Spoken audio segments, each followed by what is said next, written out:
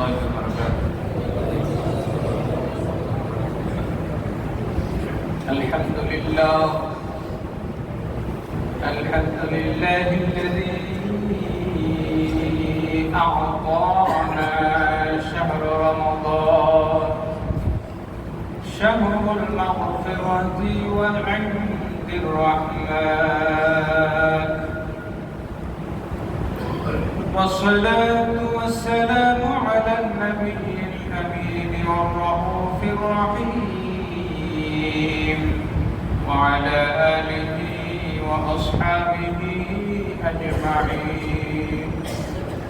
أما بعد فقد قال الله تبارك وتعالى في كلامه المجيد وفرقانه الحميد: أعوذ بالله من الشيطان الرجيم. بسم الله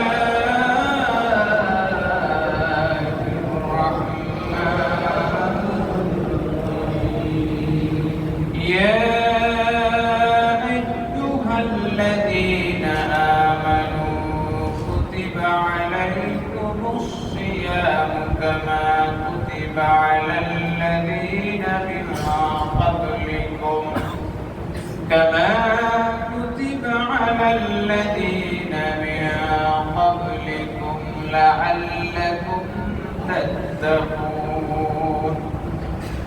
قال تعالى في شأن حبيبه مخبرا وآمرا: إن الله وملائكته يصلون على النبي يا أيها الذين آمنوا صلوا عليه وسلموا تسليما.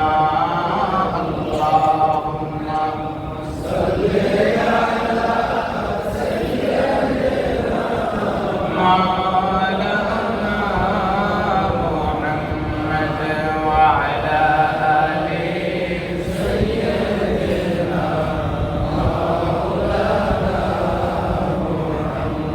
اللهم صل على سيدنا مولانا محمد وعلى آل سيدنا مولانا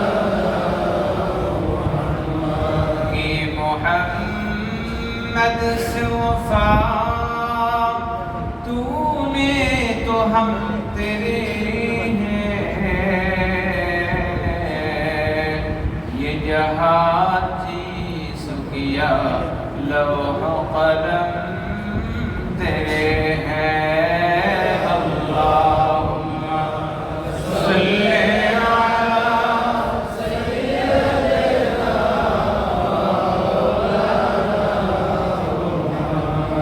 वअला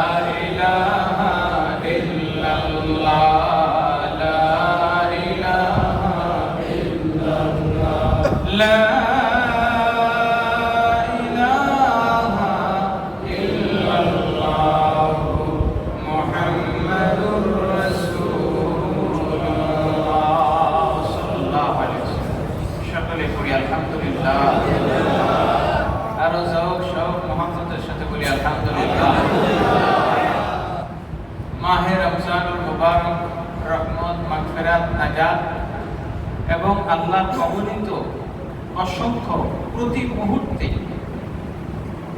বৃষ্টির পানির ফোঁটার চাইতেও অগণিত অসংখ্য রহমত যে মাসে নাজিল হয়, সেই মাসে প্রথম জুমায় আল্লাহ রাব্বুল আলামিন আমাদেরকে তার ঘরের মেহমান বানিয়েছেন। শুকরিয়া আদায় করে আরো একবার বলি আলহামদুলিল্লাহ। আমরা যে রমজান পেয়েছি, রহমতের মাস পেয়েছি, এতে আমরা খুশি না বেজার? আজও আল্লাহর নির্দেশ করে। সুবহানাল্লাহ। আল্লাহ নিজেই বলছেন, কুল বিফাদলিল্লাহি ওয়া বিরাহমাতিহি ফাবিযালিকা ফালইফরাহু ওয়া খায়রুম মিম্মা ইয়াজমাউন। পড়ে সুবহানাল্লাহ। আল্লাহ তাবারক ওয়া তাআলা বলেন, হে রাসূল আপনি বলে দিন, বিফাদলিল্লাহি ওয়া বিরাহমাতিহি, আল্লাহর অনুগ্রহ এবং রহমত পেয়ে আমার বান্দারা যেন খুশি হয়। বলি সুবহানাল্লাহ। রমজান যে রহমতের মাস, এতে কোনো সন্দেহ আছে? আল্লাহ রাসূল নিজেই বলেছেন, আউয়ালুহা রাহমা, এই রমজানের প্রথম দশক হলো রহমতের মাস। দশক। বলি সুবহানাল্লাহ। এবং এই রমজান আপনি আমি পেয়েছি, কত বড় নিয়ামত পেয়েছি তার একটি প্রমাণ তিরমিজি শরীফের কিতাবুত দাওয়াতের মধ্যে এসেছে। হযরতে তালহা ইবনে উবাইদুল্লাহ রাদিয়াল্লাহু তাআলা তিনি বলছেন, দুই ব্যক্তি বনু বালিয়া গোত্রের একসাথে আল্লাহ রাসূলের দরবারে এসে ইসলাম গ্রহণ করলেন। বলি সুবহানাল্লাহ। ইসলাম গ্রহণ করার পর তাদের মধ্যে একজন ব্যক্তি যে কোনো ভালো কাজে, যে কোনো নেক আমলে ঝাঁপিয়ে পড়ত। এমনকি যখনই যুদ্ধের ডাক আসতো, জিহাদের ডাক আসতো, সে সবার আগে ঝাঁপিয়ে পড়ত। এইভাবে একদিন করতে করতে কিছুদিন পর তাদের মধ্যে এক ব্যক্তি যে জিহাদে সে জিহাদরত অবস্থায় শহীদ হয়ে গেল। বলি সুবহানাল্লাহ। তো দুইজন একসাথে ঈমান এনেছে, একসাথে নেক আমল শুরু করছে, তাদের মধ্যে একজন শহীদ হয়ে গেছে। এটা কি ভালো না খারাপ? অবশ্যই ভালো, আল্লাহ তাকে কবুল করেছে। কিন্তু আরেকজন বান্দা, আরেকজন সাহাবী, তিনি তখনও জীবিত, তিনি তখনও শহীদ হননি কিংবা মারাও যাননি। আমি একটি বছর তিনি বেঁচে ছিলেন। এক বছর পর স্বাভাবিক হালে ওই ব্যক্তি মারা গেলেন। মারা যাওয়ার পর হযরত তালহা ইবনে উবাইদুল্লাহ রাদিয়াল্লাহু তাআলা তিনি বলেন, ফারাআইতু ফিল মানামি বাইনা আনা ইনদা বাবিল জান্নাহ, আমি দেখলাম স্বপ্নে আমি জান্নাতের দরজার মধ্যে দাঁড়ানো আছি। সুবহানাল্লাহ। সুবহানাল্লাহ বলবেন না? কি বলছেন? সাহাবী বলছেন, সাহাবায়ে কেরাম স্বপ্নের মধ্যে জান্নাত দেখেন। বলে সুবহানাল্লাহ। আর আমরা স্বপ্নের মধ্যে দেখি খালি বাড়ি রই, ঠিক কিনা বলেন? সাহাবায়ে কেরামদের চিন্তা, চেতনা, ধ্যান, ধারণা সব সময় জান্নাত কেন্দ্রিক থাকতো। এজন্য স্বপ্নেও জান্নাত দেখতেন, আর আল্লাহ তাদেরকে জান্নাত হিসেবে কবুল করেছেন। সুবহানাল্লাহ। এই জন্য আপনার চিন্তা, চেতনা, ধ্যান, ধারণা সব সময় যেটা নিয়ে ফিকির করবেন, স্বপ্নেও সেটাই দেখবেন, ঠিক কিনা বলেন? সাহাবী বলছেন, আমি জান্নাতের দরজায় দাঁড়ানো দেখলাম। ইযা আনা বিহিমা, আমি দেখলাম তাদের দুইজন আমার দুই পাশে দণ্ডায়মান। ফাখারাজা খারিজুম মিনাল জান্নাতি, আমি দেখলাম জান্নাত থেকে একজন ব্যক্তি বেরিয়ে এলেন। ফাআযিনা লিল্লাযী তুওফিয়াল আখিরা মিনহুমা, ওই দুইজন সাহাবীর মধ্যে যে ব্যক্তি পরে মারা গেছে, স্বাভাবিকভাবে মারা গেছে, তাকে আগে জান্নাতে ঢুকিয়ে দেওয়া হলো। বলি সুবহানাল্লাহ। সাহাবী বলতেছেন, সুম্মা খরাজা ফাউযিনা লিল্লাযী ইসতুশহিদা, তারপর আবার ওই ব্যক্তি জান্নাত থেকে বের হয়ে বলল, যে ব্যক্তি আগে বছর আগে শহীদ হয়েছে তাকে ডেকে নিল। অর্থাৎ এক বছর পরে যে মারা গেল সে আগে জান্নাতে গেল, আর যে আগে শহীদ হয়েছে সে পরে গেল। সুম্মা রাজা ইলাইয়া ফাকালা ইলাইয়া ফাইন্নাকা লাম ইয়াহনি লাকা বাদু, এরপর আমার কাছে এসে আমাকে বলল, তোমার এখনো সময় হয় নাই, তোমার এখনো সময় হয় নাই। ওই দুইজন তো মারা গেছে। ফাআসবাহা তালহা ইউহাদ্দিসু বিহিন নাস, সকালবেলা হযরতে তালহা রাদিয়াল্লাহু তাআলা ওই স্বপ্নের কথা সমস্ত লোকদের মাঝে বলতে লাগলেন। এরপরে ফাজাবু বিদালিকা, লোকেরা এই বিষয়টা নিয়ে আশ্চর্য হয়ে গেল, কারণ সেই ব্যক্তি শহীদ হয়েছে আমাদের দৃষ্টিতে সে আগে জান্নাতে যাওয়ার কথা। সুবহানাল্লাহ। কি বলেন? যে আগে মারা গেছে, শহীদ হয়েছে, সে আগে যাওয়ার কথা না। কিন্তু এখানে ঘটনাটা ঘটলো উল্টা। যে অফিসে যখন ছাঁটাই করা হয়, বিভিন্ন অফিস থেকে কর্মচারী ছাঁটাই করা হয়, তখন যে নীতি, তখনকার নীতি লাস্ট কাম ফার্স্ট কাম, যে পরে চাকরিতে জয়েন করছো তারে আগে ছাঁটাই করে, ঠিক কিনা বলেন? তো এটাতে সবাই আশ্চর্য হয়ে গেল, যেহেতু শহীদদের মর্যাদা বেশি, সে আগে গেল না, স্বাভাবিকভাবে মারা গেল, সে আগে গেল। সাহাবায়ে কেরাম এই নিয়ে কথা বলতে লাগলেন, আশ্চর্য হয়ে গেল। فبلغ ذلك رسول الله صلى الله عليه وسلم কানে এই কথা পৌঁছে গেল। فقال أين ذلك تعجبون ও আমার সাহাবারা, নবীজি বললেন, কেন তোমরা আশ্চর্য হচ্ছ?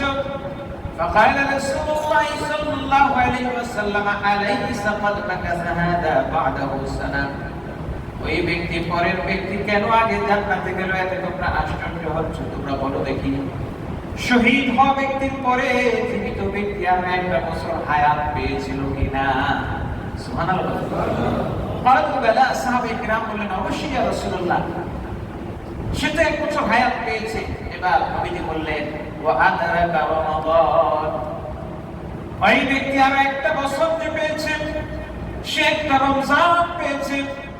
ওই রমজান পাওয়ার কারণে আজরাকা রমাদান, রহমতের মাস, রহমানের পক্ষ থেকে গফরানের মাস, দয়াময় আল্লাহর পক্ষ থেকে মাগফিরাতের মাস রমজান পেয়েছে। ওয়াসাল্লা কাযা ওয়া কাযা ওয়া সামা রমাদান, রমজানের 30টা রোজা রেখেছে এবং সঙ্গে সঙ্গে ওই ব্যক্তি কিয়ামুল লাইল 30টা তারাবি আদায় করেছে। আমার আল্লাহ রাব্বুল আলামিন তাকে এই কারণে নবীজি বলেন, ফামা বাইনাহুমা আবাদু মিম্মা বাইনাস সামাই ওয়াল আরদি, একটা রমজান পাওয়ার কারণে ওই যে ব্যক্তি রমজান পেয়েছে, রোজা রেখেছে, কিয়ামুল লাইল করেছে, তার মর্যাদা শহীদের মর্যাদার মাঝে পার্থক্য হলো মা বাইনাস সামাই ওয়াল আরদি, আকাশ এবং জমিনের মাঝে যত দূরত্ব এর সমান দূরত্ব। বলি সুবহানাল্লাহ।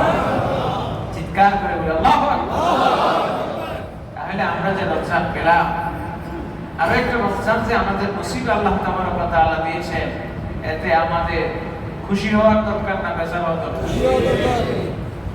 হাজরিন, আল্লাহ তাবারক ওয়া তাআলা এই রমজান আমাদের জন্য দিয়েছেন। রমজান শব্দের অর্থ হলো রমজুক থেকে, রমজুক মানে জ্বালিয়ে দেওয়া, পুড়িয়ে দেওয়া। কি দেওয়া? জ্বালানো পোড়ানো। আছে না কিছু লোকের প্রতি খালি জ্বালাও পোড়াও। ইট ভাটার মধ্যে গেলে দেখবেন এই মাটি, এই বড় বড় চাকাগুলো তারা সেখানে পোড়াচ্ছে। পোড়ানোর ফলে কি হয়, সাধারণ মাটি যদি বৃষ্টির পানি পড়ে তো এটা কাদা হয়ে রাস্তার সাথে ধুলিবালির সাথে মিশে যায়। কিন্তু একটা ইট 50 বছর 20-30 বছর পানির নিচে, পুকুরের নিচে যদি থাকে তাহলে সেটা কিন্তু মিশে যায়, নিঃশেষ হয়ে যায়। তো ঠিক রমজান শব্দের অর্থ হলো জ্বালিয়ে দেওয়া, পুড়িয়ে দেওয়া। আপনার এই রমজান মাসে এসে আপনার পেটের মধ্যে ক্ষুধার আগুন জ্বালায়। আগুন জ্বালানোর মাধ্যমে আপনার শরীরের মধ্যে, অন্তরের মধ্যে, কলবের মধ্যে যে গুনাহের কালিমা আছে এগুলো জ্বালিয়ে পুড়িয়ে ছাই করে দেয় এবং আপনাকে এমন ভাবে পিউরিফাই করে, যেভাবে স্বর্ণকার দেখবেন আগুন দিয়ে পুড়িয়ে স্বর্ণটাকে গলিয়ে এর মধ্যে যে খাত আছে, খাতটাকে আলাদা করে এটাকে পিউরিফাই করে। ঠিকই না বলে? তো রমজান মাস হলো একজন ইমানদারকে যে খাঁটি স্বর্ণ, তার মধ্যে কিছু ভুল ত্রুটি খাত আছে নাকি নাই বলে, সারা বছর আমাদের আমলনামে গুনাহ আছে নাকি নাই?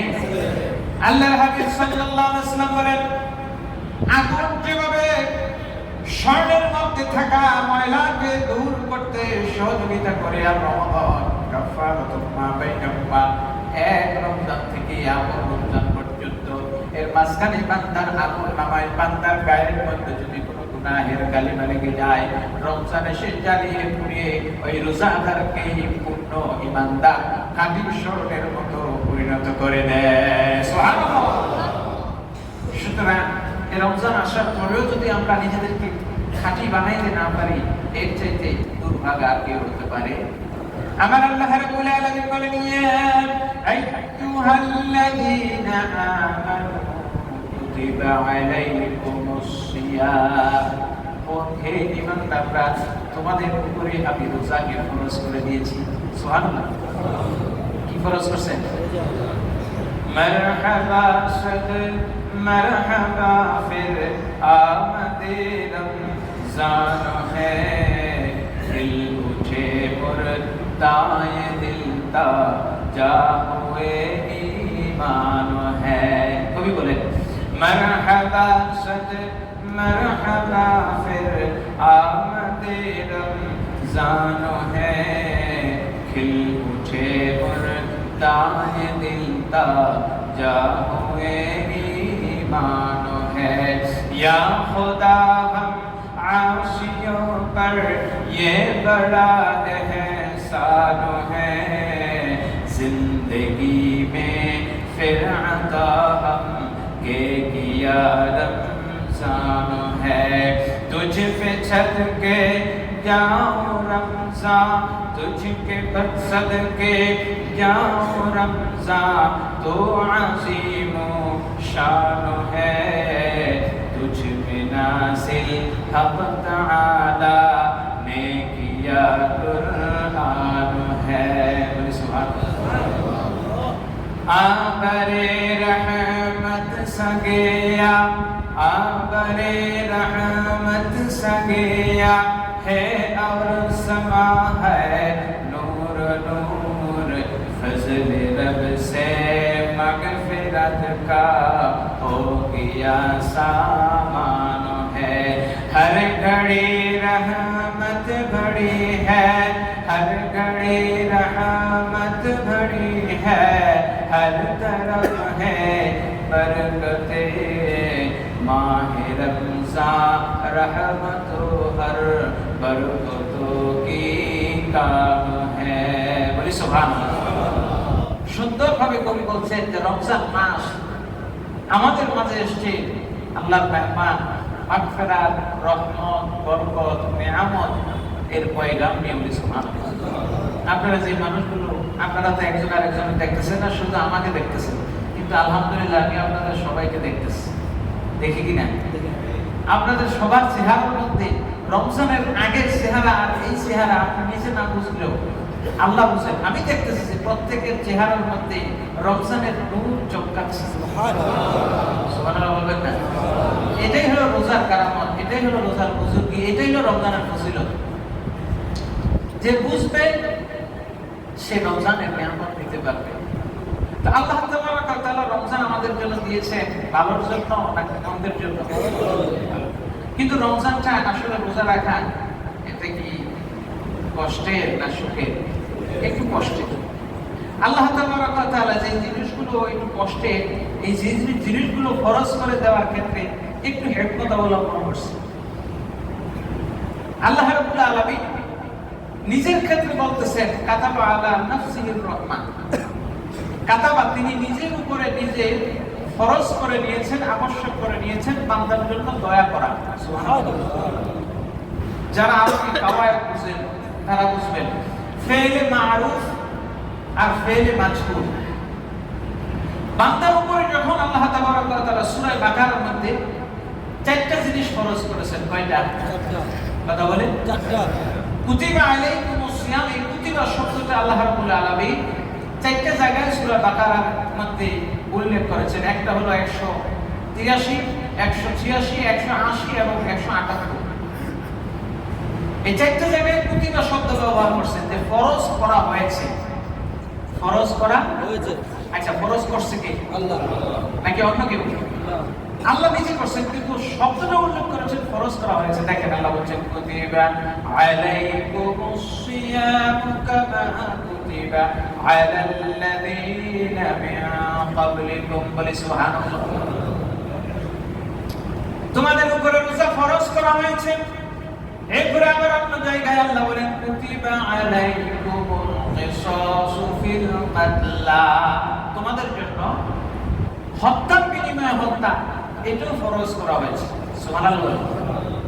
এরপর আরেকটা জিনিস আল্লাহ বলছেন কুতিবা আলাইকুমুল কিতাল, তোমাদের জন্য 216 নম্বর আয়াত সূরা বাকারা জিহাদ করা, যুদ্ধ করা এটাও ফরজ করা হয়েছে। সুবহানাল্লাহ। আচ্ছা বলেন তো, যুদ্ধ করা এটা কি স্বাভাবিক না অস্বাভাবিক? এটা একটু কষ্টের না? এই আয়াতগুলো আল্লাহ পাক এখানে কুতিবা শব্দ ব্যবহার করেছেন। আরেকটা জায়গায়, চার জায়গায়, আরেকটা জায়গায় আল্লাহ বলছেন কুতিবা আলাইকুম ইদা হাদারা আহাদাকুমুল মাউত আন ইত্তারাকা খায়রানিল ওসিয়্যা, তোমাদের জন্য আরেকটা ফরজ করছি যে মৃত্যুর সময় ওসিয়ত করা। মৃত্যুর সময় কি ওসিয়ত করা? মৃত্যুর পূর্বে। এটাও একটু কঠিন। এই চারটা বিষয় দেখেন আল্লাহ সুবহানাহু ওয়া তাআলা কুতিবা শব্দ ব্যবহার করছেন, যেহেতু এই কাজগুলো বান্দার জন্য একটু কষ্টের। কষ্টের না? কষ্টের কিনা বলেন না? জিহাদ করা, যুদ্ধ করা, রোজা রাখা, এরপরে কিসাস, হত্যার বিনিময়ে হত্যা, এরপরে মৃত ব্যক্তির পক্ষ থেকে ওসিয়ত করা, এই চারটা জিনিস যেহেতু কষ্ট, এই জন্য আল্লাহ বলছেন কুতিবা আলাইকুম, তোমাদের উপর ফরজ করা হয়েছে। অর্থাৎ একটু আড়াল থেকে বলতেছেন আমি ফরজ করছি, কিন্তু আমি সরাসরি করি নাই। সুবহানাল্লাহ। কিন্তু আল্লাহ রাব্বুল আলামিন অন্য জায়গায় সূরা বাকারায় যেহেতু বলছেন লা ইউকাল্লিফুল্লাহু নাফসান ইল্লা উসআহা লাহা মা কাসাবাত ওয়া আলাইহা মা ইকতাসাবাত, বলি সুবহানাল্লাহ। তোমাদের জন্য আল্লাহ পাক কোনো কিছু কষ্টকর চাপিয়ে দেন, এই জন্য আল্লাহ এখানে বলছেন যে রোজা একটু কষ্ট আমি চাপায়া দিয়েছি, কিন্তু আমি সরাসরি বোঝা নিজের উপর দিচ্ছি না। আমি ফরজ করেছি, কিন্তু কুতিবা ফরজ করা হয়েছে এই শব্দ দিয়ে। কিন্তু আল্লাহ অন্য জায়গায় কাতাবা শব্দ ব্যবহার করছেন, দেখেন ওয়াবতাগু মা কাতাবাল্লাহু লাকুম, সূরা বাকারা 187 নাম্বার। ওয়াবতাগু, তোমরা তালাশ করো, মা কাতাবাল্লাহু লাকুম, তোমাদের জন্য যা কিছু আল্লাহ গনিমত রেখেছেন। সুবহানাল্লাহ। গনিমত নেওয়া, যুদ্ধের ক্ষেত্রে যুদ্ধের সম্পত্তি নেওয়া, এটা আরামের জিনিস না, সুখের জিনিস না, মজার জিনিস না? এই জন্য বলছেন এইটা আমি দিয়েছি। সুবহানাল্লাহ। এরপরে আল্লাহ নিজেই বলছেন সূরা আনআমের 12 নম্বর আয়াতে, এখানে কাতাবা শব্দ ব্যবহার করেছেন। কাতাবা আলা নাফসিহির রাহমা, আল্লাহ পাক নিজের জন্য ফরজ করে নিয়েছেন, আবশ্যক করে নিয়েছেন বান্দার উপরে রহমত নাযিল করাকে। সুবহানাল্লাহ। আহা, আল্লাহ পাক সুন্দর করে বান্দার জন্য, বান্দার উপরে রহমত করা আল্লাহ নিজের জন্য আবশ্যক করে নিয়েছেন। সুবহানাল্লাহ বলবেন না? এরপরে আল্লাহ রাব্বুল আলামিন এই বান্দার উপরে রমজানের রোজা ফরজ করে দিয়ে শুধু খাদ্যভাব নাই, আল্লাহ তাবারক ওয়া তাআলা বান্দাকে বলছেন, বান্দা তুমি এই রমজান মাসে, রমজান মাস যে পেলে, এই রমজানের 10টা বৈশিষ্ট্য দিয়েছি আমি। সুবহানাল্লাহ। 1 নাম্বার তুমি সিয়াম পালন করবা। সুবহানাল্লাহ। 2 নাম্বার হলো তুমি সাহারি খাবা। সুবহানাল্লাহ বলে। এরপরে তুমি তাহাজ্জুদ পড়বা, এরপরে 4 নাম্বার তারাবির নামাজ আদায় করবা, এরপরে ইফতারি আদায় করবা, খতমে কোরআন করবা, ইতিকাফ করবা। রমজান আমরা ইতিকাফ করি কি করি না? কথা বলে করি কি করি না? অনেকে বলতেছেন অনেকে করি বলছে, কিন্তু কখনো তো সুযোগ হয় না। জীবনে একটা বার হলেও ইতিকাফ করার দরকার আছে নাকি না? অনেকে আমরা চলে যাই দুনিয়া থেকে বিদায় নিয়ে, তো ইতিকাফের এই সুন্নতটা আমাদের আমলনামায় জীবনে লেখা হয় না। আমরা চেষ্টা করব অন্তত 3 দিনের জন্য ইতিকাফ করতে। আল্লাহ আমাদেরকে কবুল করুন বলে আমিন। ইতিকাফের ফজিলত নিয়ে আরেকদিন বলবো। এরপরে সাদাকাতুল ফিতর 8 নাম্বার। এরপরে 9 নাম্বার হলো রমজানে আমরা যাকাত দেই কি দিই না। যাকাত, বিশেষ করে যাকাত বিষয়ে আগামী জুমা ইনশাআল্লাহ আলোচনা করব। এরপরে 10 নাম্বার হলো শবে কদর আমরা তালাশ করি কি করি না। এই 10টি বৈশিষ্ট্য এই রমজানের মধ্যে আল্লাহ আমাদেরকে দিয়েছেন। আর এই 10টি বৈশিষ্ট্য যখন একজন বান্দা অর্জন করবে, পাবে, আমল করবে, এই 10টি বৈশিষ্ট্য যখন আমল করবে, আল্লাহ রাব্বুল আলামিন রোজাদারদেরকে 11টি মর্যাদা দান করবেন। সুবহানাল্লাহ। কয়টি মর্যাদা? 1 নাম্বার হলো রোজাদারের জন্য স্পেশাল একটা গেট করবেন, যে গেটটার নাম জান্নাতের রায়্যান। সুবহানাল্লাহ। বিয়ে শাদী গেলে বিয়ের সময় দেখবেন 20, 25, 30 হাজার টাকা খরচ করে একটা গেট করা হয়। আচ্ছা, এই গেটটা দিয়ে জামাই প্রবেশ করে না অন্য কেউ প্রবেশ করে? সবাই প্রবেশ করে। কিন্তু এই গেটটা আপনাদের ফিতা ধরে রাখে, ফিতা ধরে, কেসি ধরে রাখে, যে এই গেটটা দিয়ে সে উদ্বোধন করবে। কারণ আজকের জন্য সেই স্পেশাল পুরা গেটটা তাকে ডেডিকেট করা হয়, তাকে উৎসর্গ করা হয়। ঠিক কিনা বলেন? আল্লাহ রাব্বুল আলামিন রোজাদারের সম্মান জান্নাত প্রতিদিনই সাজান, কিন্তু তার স্পেশাল একটা সম্মান হলো জান্নাতে তার জন্য এমন একটা গেট থাকবে, এমন একটা দরজা থাকবে, এই দরজা দিয়ে রোজাদার ছাড়া আর কেউ প্রবেশ করতে পারবে না। বিভিন্ন বড় বড় মন্ত্রণালয়, অফিস আদালতে, বিভিন্ন জায়গায় দেখবেন অফিসারের চেয়ারম্যানের জন্য আলাদা লিফট থাকে, আলাদা গেট থাকে, এই গেট দিয়ে অন্য কেউ প্রবেশ করতে পারে না। আছে না? তো রোজাদারের 11টা মর্যাদার 1 নম্বর মর্যাদা হলো জান্নাতে সে স্পেশালিটি পাবে, বলি সুবহানাল্লাহ। 3 নাম্বার হচ্ছে কাফারাতুম মা বাইনা রমাদান, রোজাদার ব্যক্তি আগে রমজান থেকে এই রমজান পর্যন্তের মাঝখানে যত গুনাহ করেছে আল্লাহ রাব্বুল আলামিন এই গুনাহের কাফারা রমজানের মাধ্যমে করে দিবে। সুবহানাল্লাহ। রোজার মাধ্যমে গুনাহের কাফারা হয়ে যায়। রোজার মাধ্যমে 4টা বিষয়ের কাফারা আছে। হজের মধ্যে 2টা বিষয় আল্লাহ রাব্বুল আলামিন বলেছেন, বিস্তারিত সময় নেই। হজের মধ্যে ধরেন কোন ব্যক্তি কোরবানির পশু পাইল না, হজের মধ্যে তোমরা শুকর দেওয়া ওয়াজিব না, তো কেউ কোরবানি করতে পারলো না, তখন তার জন্য 10টা, কয়টা? 10টা রোজা রাখতে হবে। এই রোজার মাধ্যমে সে যে কোরবানি করতে পারলো না, সেই কোরবানিটা কাফারা আদায় হয়ে যাচ্ছে। তাহলে বোঝা গেল যে কোরবানির কাফারাও এটাও রোজার মাধ্যমে আদায় হয়। কিতালের কাফারা, একজন আরেকজনকে ভুলক্রমে হত্যা করলো, হত্যা করতে গিয়ে হত্যা করলো, হত্যা করার পর ফিদিয়া ওয়াজিব হবে, দিয়ত দিতে হবে, 100টা মোট দিতে হবে, কিন্তু তা দিতে পারে না। ধরেন গরিব মানুষ তীর বানাইতে গিয়ে আরেকজনের গায়ে গিয়ে লাগছে, ধনুক বানাইতে আরেকজনের গায়ে লাগছে, লেগে গিয়ে সে মারা গেছে। এখন তার কি হবে? সে দিয়ত আদায় করতে পারছে না। সেই ক্ষেত্রেও আল্লাহ রাব্বুল আলামিন বিধান দিয়ে দিলেন, সে যদি রোজা রেখে দেয় তাহলে তার এটা মাফ হয়ে যাবে।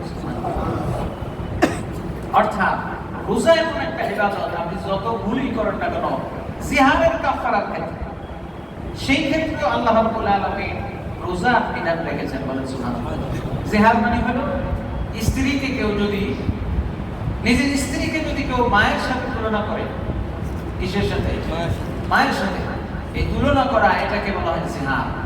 এই জিহাদের কাফারার বিধানও রোজা দিয়ে মাফ পাওয়া যায়, বলে সুবহানাল্লাহ। অর্থাৎ এমন কোনো বিধান নাই, এমন কোনো অপরাধ নাই, এমন কোনো ভুল নাই যে ভুলটা রোজা দিয়ে কাফারা হবে না। সুবহানাল্লাহ বলবেন না?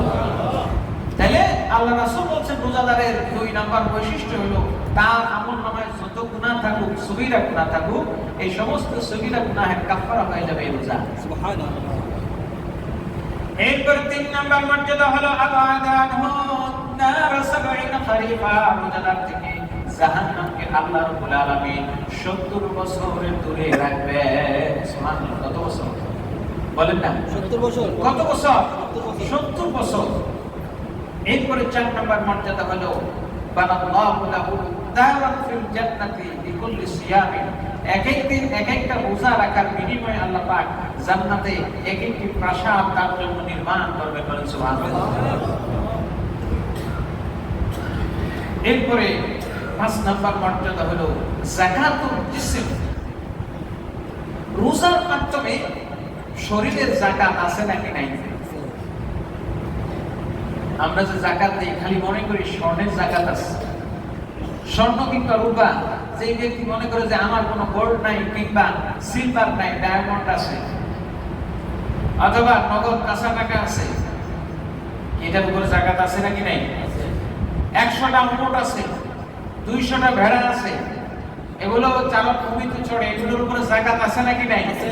200 মণ ধান আসে, এগুলোর উপরে ওশর আছে নাকি নাই? প্রত্যেকটা জিনিসের লিকুল্লি সেই যাকাত, প্রত্যেকটা বস্তুর উপরে যাকাত আছে। আর যাকাত ব্যবসায়ীরা ব্যবসার মধ্যে যাকাত দেন না, যার কারণে ব্যবসায় আয় উন্নতি হয় না। প্রত্যেক জায়গায় যাকাত আছে, হিসাব করি না। হাজিরি তো শরীরেরও যাকাত 5 নম্বর মর্যাদা হলো শরীরের যে যাকাত, সেই যাকাতটা আদায় হয়ে যাবে আপনার রোজার মাধ্যমে, বলি সুবহানাল্লাহ।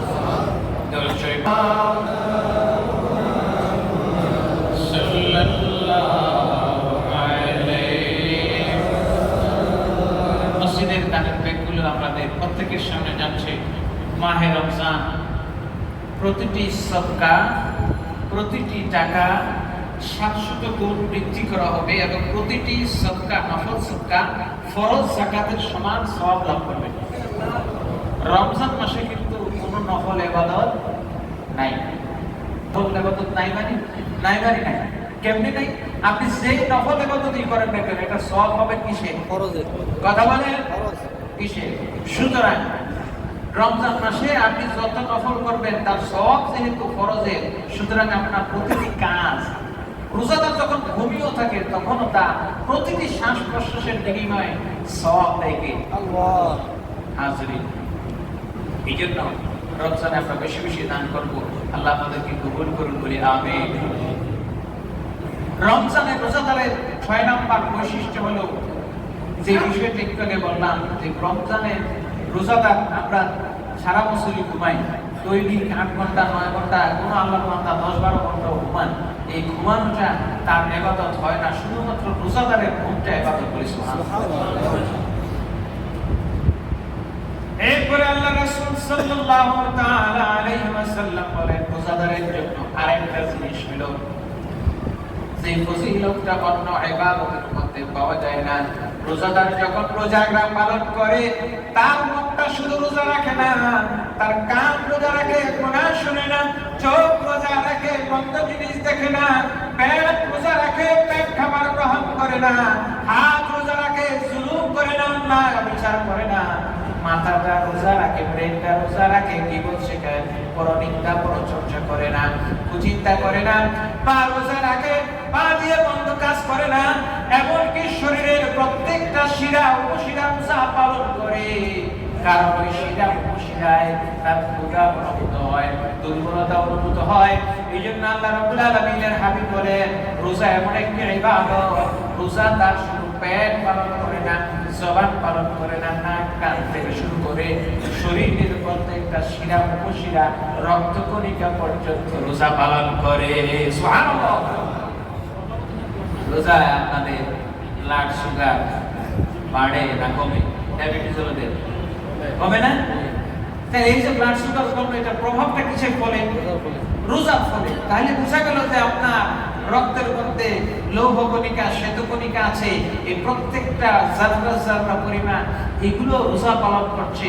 আল্লাহ রাসূল বলেন, ওই যে শ্বেত কণিকা রক্তের মধ্যে লৌহ কণিকা আছে, ওগুলা প্রত্যেকটি জিকির করলে, তাসবিহ করলে যে সওয়াব, এই সমস্ত সওয়াবগুলো বান্দা রোজাদারের আমলনামায় আল্লাহ দেয়। সুবহানাল্লাহ।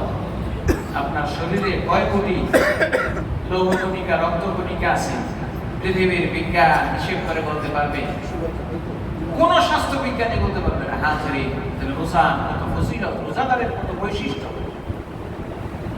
এরপরে আল্লাহ সুবহানাহু ওয়া তাআলা রোজাদারের 8 নম্বর বৈশিষ্ট্য হলো, হাসরের মাঠে আমরা সবাই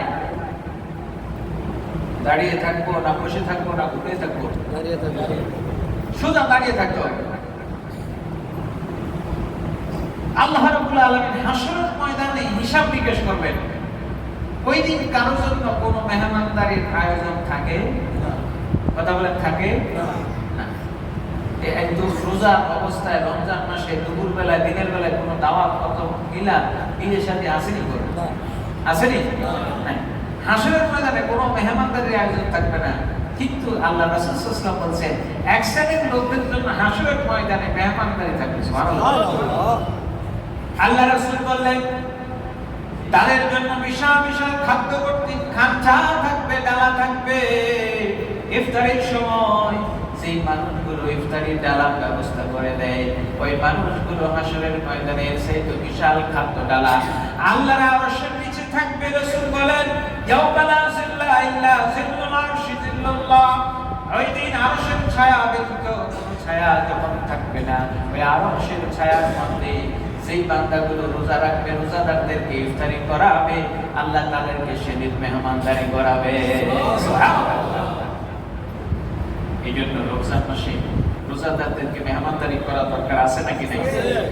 হাসরের ময়দানে আমাদের একটু মেহমানদারি পাইতে মন চায় না? কি কথা বলেন, চাই কিনা? ওই দিন এক ফোঁটা পানির চাইতাম। হাজিরিন, রমজান মাস এই 8 নম্বর 10 নম্বর বৈশিষ্ট্য বলি আমরা ইনশাআল্লাহ মূল কাজে চলে যাব। হাসরের ময়দানে আরশের ছায়া থাকবে। এরপরে আল্লাহ সুবহানাহু ওয়া তাআলা প্রত্যেকটি আমল 70 থেকে 700 গুণ দান করবে।